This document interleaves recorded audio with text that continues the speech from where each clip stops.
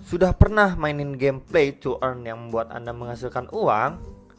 Kini, koin-koin metaverse seperti Engine, Axie, Sand, Mana, My Neighbor Alice sedang diburu karena tren masa depan yang dapat memberikan Anda keuntungan berlipat-lipat ganda. Seluruh koin metaverse ini bisa loh kamu dapatkan di aplikasi Thrift. Bukan cuma koin metaverse saja, di sana juga tersedia lebih dari 60 koin dengan split harga jual beli terendah. Takut nyangkut hanya karena kemakan hype? Don't worry, karena Anda bisa menggunakan fitur staking di Thrift dan dapatkan bunga stakingmu hingga 25% per tahun. Coba aplikasi Thrift sekarang.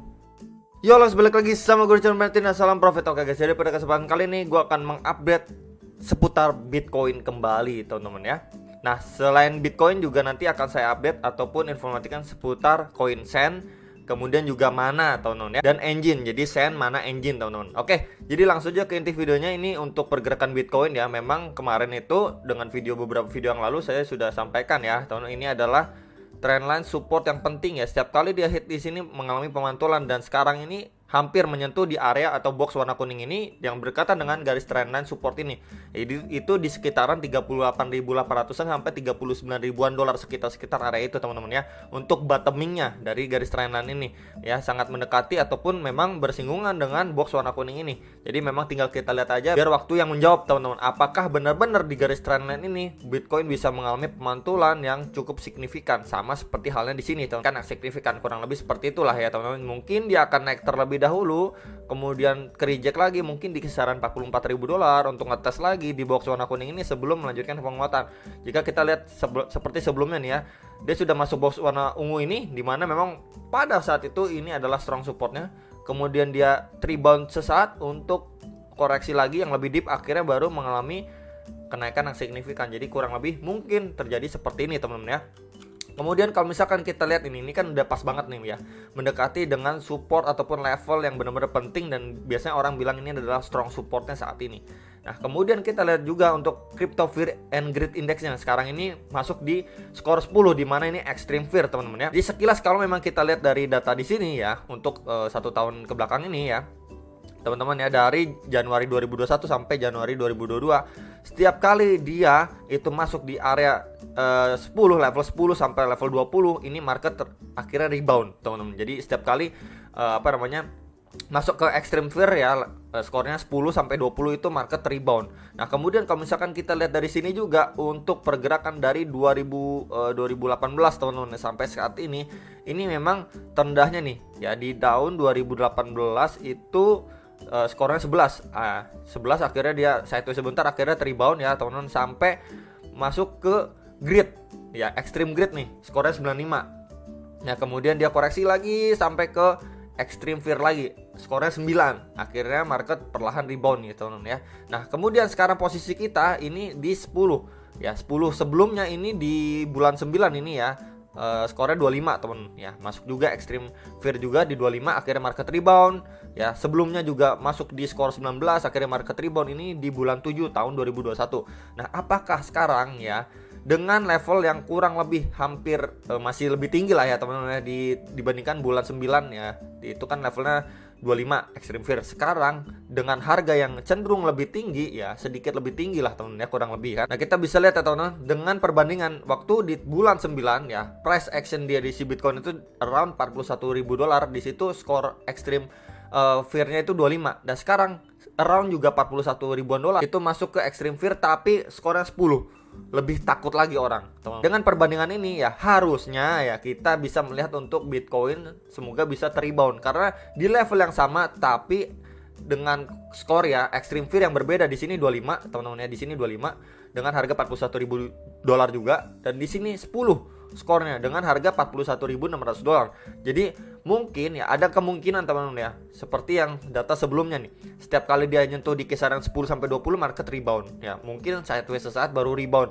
Nah, ini juga teman-teman ya, kalau misalkan kita cocok logi ya teman-teman dengan ini, mungkin sekali dia akan sideways terlebih dahulu atau sejenak nih teman-teman ya, mungkin makan waktu beberapa hari ke depan ya, atau mungkin bisa seminggu 2 minggu teman-teman ya, nggak ada yang tahu pastinya ya. Mungkin dia sideways terlebih dahulu baru melanjutkan penguatannya, semoga itu. Kalau misalkan kita melihat dari histori sebelumnya, ini juga teman-teman tuh, melihat dari histori sebelumnya kurang lebih seperti itulah.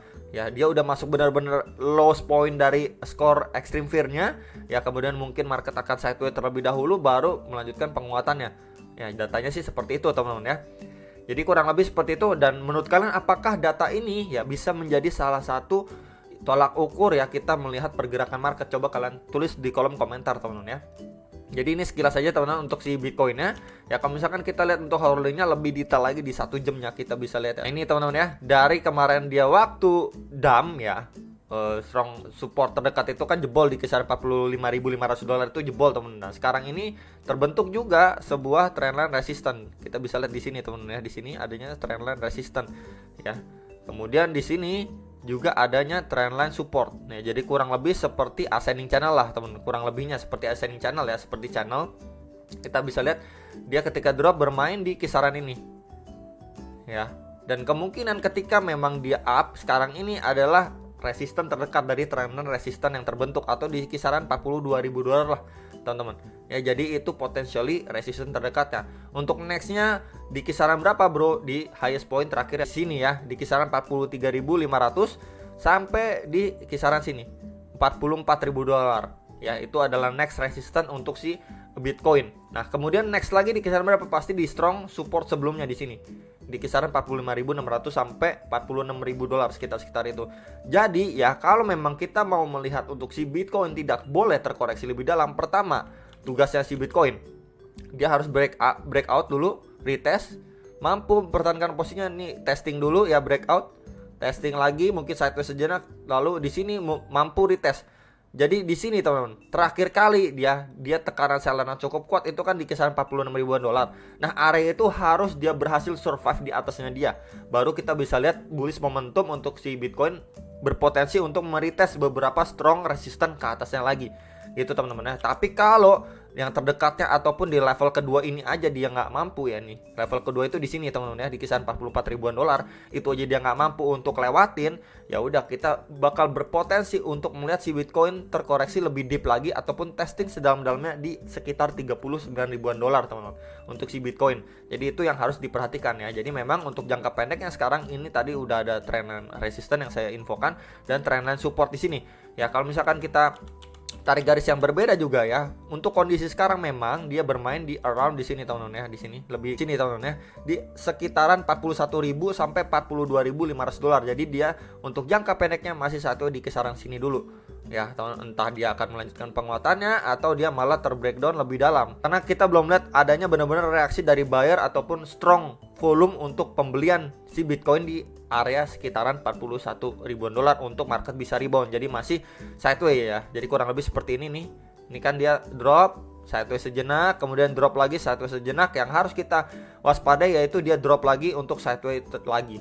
Ya, jadi dia membentuk yang namanya low, lower low, dan lower low. Ya, jadi masih melanjutkan downtrendnya. Itu yang harus kita waspadai. Tapi kalau misalkan di sini kita udah lihat dia drop sideways, kemudian dia malah breakout di sini dan membentuk another ini low, higher low di sini, mungkin menjadi salah satu yang cukup positif untuk si Bitcoin. Setidaknya dia ada, kita lihat pembalikan arah. Mungkin kita bisa lihat ini seperti inverse head and shoulder ya. Jadi salah satu pattern pembalikan arah dan lain sebagainya gitu teman-teman ya. Jadi itu yang harus kita perhatikan terlebih dahulu untuk jangka pendeknya dari si Bitcoin. Oke guys, jadi ini untuk mana dulu ya, time frame daily. Nah, sekarang untuk dailynya juga si mana ini sudah masuk untuk RSI-nya masuk di kisaran 43 ya teman-teman ya. Jadi kalau misalkan kita perhatikan juga, kalau misalkan dari RSI itu di atas ataupun masih bertahan di kisaran 50 itu mungkin pergerakannya akan cenderung lebih, untuk potensi dia pergerakan harga up itu mungkin lebih cenderung lebih besar kalau memang RSI-nya itu 50, minimal 50 ke atas gitu, kurang lebih seperti itu.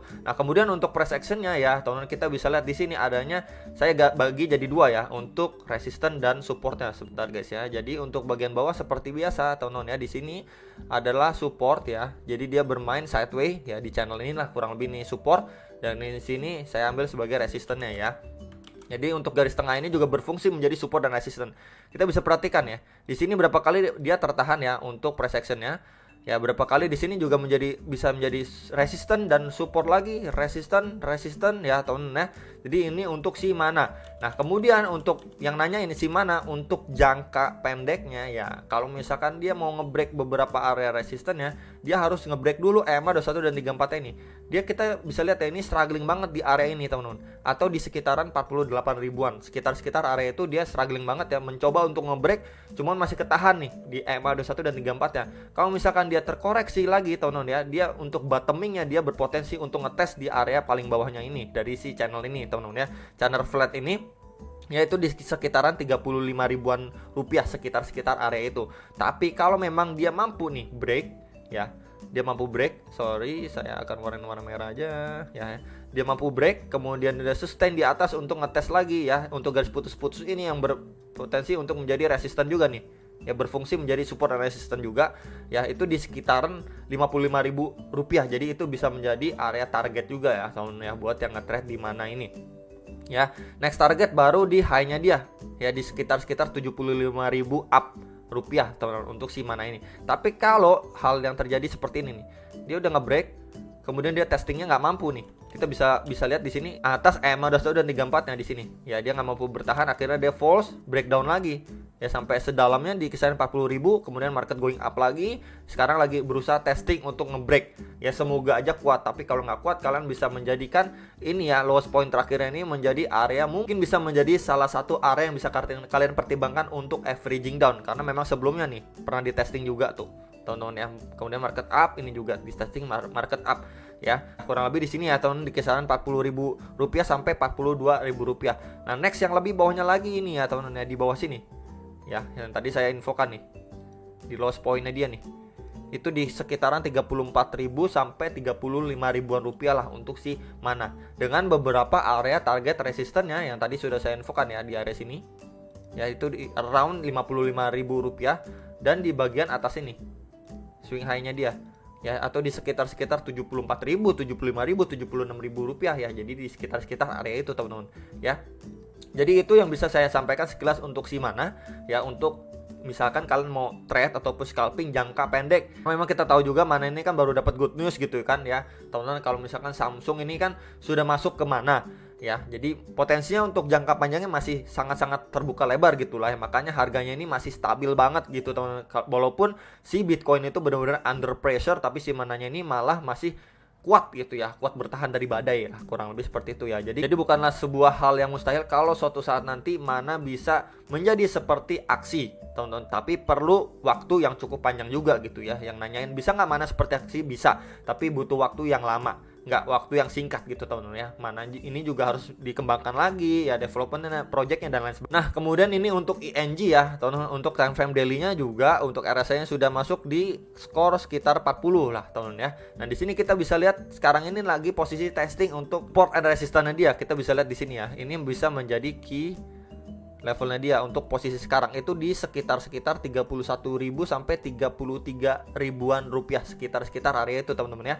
Ini kita bisa lihat nih ya, beberapa kali ini berfungsi menjadi support and resistance ya. Kita bisa lihat di area sini sebentar nih ya, ini menjadi resistance, support, dan sekarang potensialnya menjadi support juga nih di testing teman-teman. Nah hal yang menarik untuk si ING time frame daily ini ya, kalau dia mampu dipertahankan area ini berpeluang menjadi yang namanya double bottom ya, seperti huruf V ini ya, bottom 1 up, bottom 2 kemungkinan dia up. Tentunya ini adalah area neckline-nya itu di mana bro? Area neckline yang bisa menjadi area resisten terdekat lah ya, kurang lebih seperti itu lah ya gambarannya. Nah di sini teman-teman, itu di sekitar 41.600 sampai 44.700-an rupiah ya. Jadi di sini adalah strong atau key level supportnya di sini ya.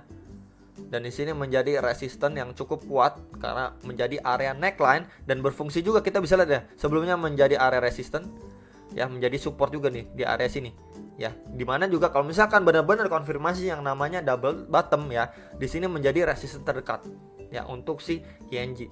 Dimana memang target kenaikannya nih ya teman-teman ya, bisa kita proyeksikan ke bagian atasnya ya, tuh di swing high-nya dia di sekitar 62 sampai sekitar 67 ribuan rupiah ya. Next target lagi di sini kalau memang benar-benar terkonfirmasi yang namanya double bottom Ya, cuman kalau memang ini tidak terkonfirmasi double bottom, ya potensinya dia bisa ngetes lagi ke bagian lebih bawahnya lagi. Nah ya teman-teman ya, di area sini itu di sekitar 13.000 sampai 15 ribuan rupiah. Tentunya juga saya nggak berharap sih sampai down sedalam inilah untuk si ING. Ya cuman memang itu adalah skenario atau worst case skenario yang harus diperhatikan ya untuk si ING.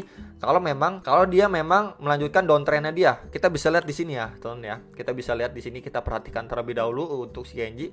Dia drop membentuk low ya, di sini high, lower high. Nah kalau memang dia malah drop dari area ini, dia kemana? Dia potensially untuk drop lebih dalam dan membentuk yang namanya lower low. Ya ini low 1, kemudian lower low, kemudian dia mungkin mantul lagi di sini ya, potensially menjadi new resistance ya. Sebelumnya kan menjadi resistance support ya. Mungkin di area sini dia bakal reject untuk melanjutkan penurunannya lagi. Berarti di area ini dia membentuk yang namanya lower high. Ini high 1 ya. Kemudian lower high, kemudian lower high lagi. Jadi kita bisa lihat di sini seperti anak tangga yang turun. Di skenario seperti ini yang harus diperhatikan atau diwaspadai untuk si ING kalau memang dia tidak terkonfirmasi membentuk yang namanya double bottom. Ya untuk istilah jangka pendek sampai jangka menengahnya ya, itu untuk si ING. Jadi ini untuk yang terakhir itu adalah Sen ya. Kita bisa lihat ya pergerakan ini sangat mantep banget ya untuk Sen ini ya. Dia going up, retest, going up, retest, going up, dan akhirnya dia masuk ke masa korektifnya teman-teman ya. Jadi memang ini sekelas juga terbentuk ataupun potensi juga membentuk yang namanya double bottom. Ini adalah bottom. Dan next ini potensially menjadi bottom 2. Jadi ini adalah key supportnya dia terdekat ya untuk yang namanya Sen ini. Ya ini di sekitar area 66.000, 67, 68.000, sekitar area itu ya. Jadi memang itu sebelumnya menjadi area resisten ya. Di sini kita bisa di untuk area neckline ya untuk si Sen ini itu di sekitaran 95 ribuan dan targetnya itu di swing high-nya dia atau di sekitaran 117 ribuan ya. Ini untuk si Sen. Nah, balik lagi ya, market kan berjalan dua arah. Ini untuk potensi terbaiknya ya udah dia membentuk double bottom. Kita bisa lihat untuk Sen ini ya, ketika dia udah masuk di high-nya ya, kemudian dia koreksi, kemudian mencoba up, kemudian di area sini reject lagi, kemudian dia koreksi lagi. Nah potensialnya kalau memang benar-benar konfirmasi dia terbentuk yang namanya double bottom, dia bakalan testing dulu ke area neckline-nya itu di sekitaran 95 ribuan rupiah. Kalau misalkan dia berhasil ngebreak ya untuk melanjutkan penguatannya ke sekitar 115 sampai 117 ribuan rupiah untuk si. Tapi kalau worst case skenario-nya balik lagi, ya dia akan melanjutkan yang namanya downtrend-nya dia. Ya, sekilas kita bisa lihat di sini membentuk yang high, lower high, ini low ya. Jangan sampai di area ini dia nggak mampu bertahan. Kalau dia nggak mampu bertahan, dia potensially untuk hit atau membentuk yang namanya lower low-nya dia ya, dibandingin low sebelumnya. Itu low sebelumnya kan di kisaran 66 ribuan rupiah. Nah ini potensially hit ke kisaran 50 ribu sampai 52 ribuan rupiah lah untuk si Sen. Kita bisa lihat sebelumnya ini berpotensi menjadi resisten dan support nih ya. Jadi ini untuk level keduanya dia. Jadi kalau memang skenario terburuk terjadi untuk Sen ya, dia bakal melanjutkan downtrendnya. Ini down, ini up dulu, ini down ya, potensialnya dia up terlebih dahulu ya ke support sebelumnya ya, atau key level sebelumnya di kisaran 66.000, 67, 65 sekitaran itu untuk melanjutkan penurunannya teman-teman. Dan di sini dia kembali membentuk yang namanya lower high. Ini high 1 ya, kemudian lower high lagi ya, ini low, lower low, dan lower low teman-teman. Dan di sini itu di sekitaran 30.000 sampai 34 ribuan rupiah sekitar area itu ya. Jadi ini perhatikan untuk 3 level ini ataupun 3 level support ini ya, yang berpotensi ke depannya menjadi support and resistance juga, dan dengan beberapa resistance yang tadi sudah saya infokan kalau memang terkonfirmasi adanya double bottom untuk Sen ini going up kembali ya teman-teman ya. Jadi itu untuk skenario untuk Sen, Mana, dan ING yang bisa kalian perhatikan atau menjadi salah info yang bisa kalian analisa kembali untuk keputusan kalian mau jual ataupun beli, open posisi ataupun close posisi di area mana yang menurut kalian paling nyaman dengan trade plan kalian. Itu aja teman-teman sekilas untuk bahasan Bitcoin dan beberapa koin metaverse kali ini ya. Semoga bisa bermanfaat dan sampai jumpa untuk next video. Salam profit.